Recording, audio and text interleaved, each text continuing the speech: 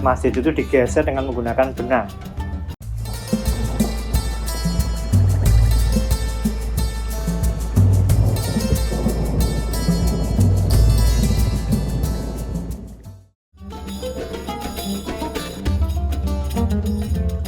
Salah satu peninggalan Sunan Pandanarang saat menyebarkan agama Islam di daerah Bayat, Klaten, Jawa Tengah adalah Masjid Golo.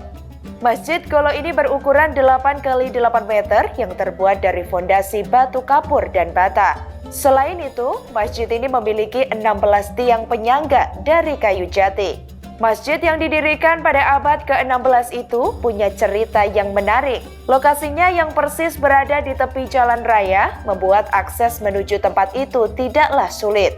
Konon, dulunya Masjid Golo didirikan oleh mantan Bupati Semarang yang telah menjadi murid Sunan Kalijaga di puncak Gunung Jabalkat.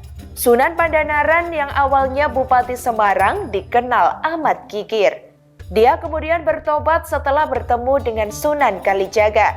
Setelah bertobat itu, Sunan Pandanaran yang dulunya bernama Ki Ageng Pandanaran tersebut ingin berguru ke Sunan Kalijaga. Sunan Kalijaga mau menerima Ki Ageng Pandanaran sebagai muridnya dengan syarat dia mau menjalankan ibadah seumur hidup, yakni diantaranya dengan menyebarkan agama Islam di tengah masyarakat Semarang, membayar zakat dan salat 5 waktu.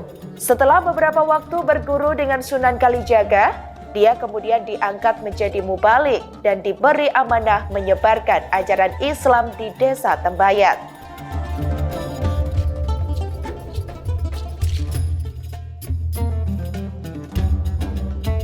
Masjid Golo berawal dari keberadaan Sunan Pandanaran atau Sunan Tembayat atau Sunan Bayat, atau dulu bernama Pangeran Mangkubumi yang merupakan Bupati Semarang yang kedua yang dulu hijrah dari Semarang menuju ke daerah selatan Pulau Jawa atas perintah Sunan Kalijogo. Masjid itu dulunya berdiri di atas Bukit Jabalkat.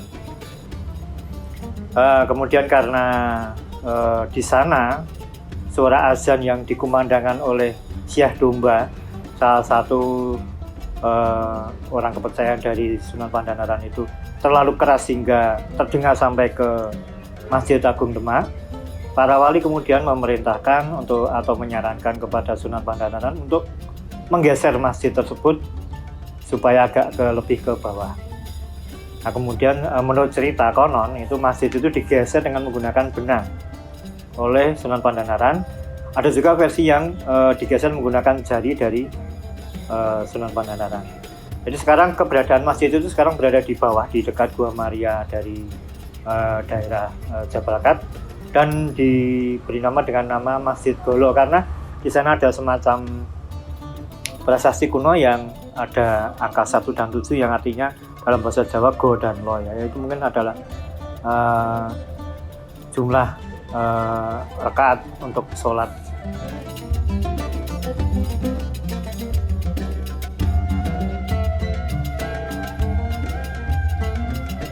Dulunya, daerah itu merupakan perbukitan tandus dan daerah yang sangat miskin.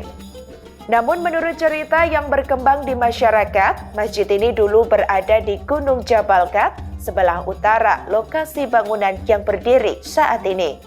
Posisi masjid lantas dipindah ke bawah di dekat Gua Maria, agar suara azan dari Syekh Domba, begal yang tobat, tidak terdengar keras sampai ke Demak. Sebab setiap kali mengumandangkan azan, konon suara Syekh Domba sangat keras sehingga terdengar hingga ke Demak. Oleh karena itu, seorang sunan di Demak meminta lokasi masjid lebih diturunkan agar suara azan yang terlalu keras tersebut tidak terlalu terdengar. Proses pemindahan masjid itu memiliki kisah yang unik. Ada beberapa versi cerita yang beredar tentang cara Sunan Pandanaran memindahkan Masjid Golo. Pertama, yakni masjid dipindah dengan menggunakan benang. Namun versi lain menyebut bangunan masjid tersebut dipindahkan dengan ujung jari saja.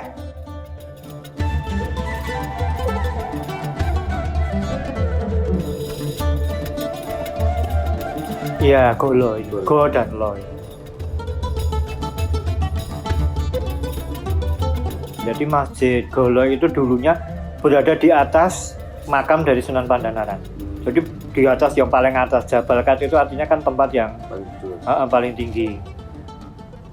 Seperti itu, kemudian digeser ke bawah. Tapi sebetulnya bisa kita maknai kenapa kok dipindah turun, karena mungkin waktu itu Demak sebagai pusat dari penyebaran agama Islam mungkin menghendaki agar Tembayat lebih berada di bawah daripada Masjid Agung Demak.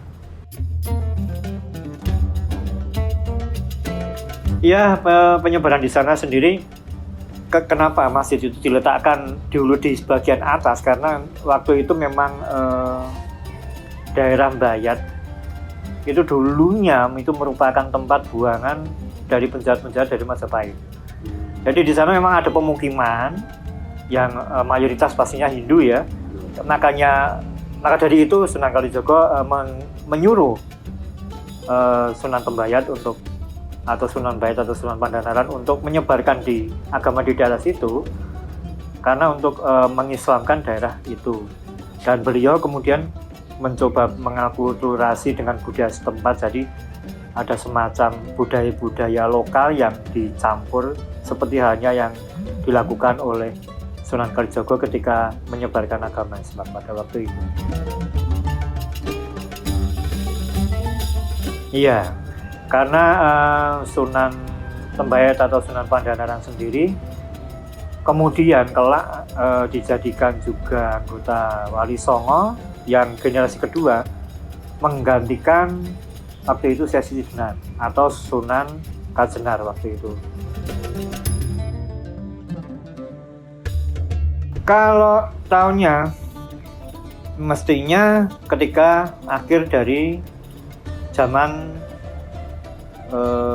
awal-awal zaman Demak atau akhir pada zaman Majapahit ya, sekitar tahun 1500 awal ya, kira-kira kita abad 16 lah.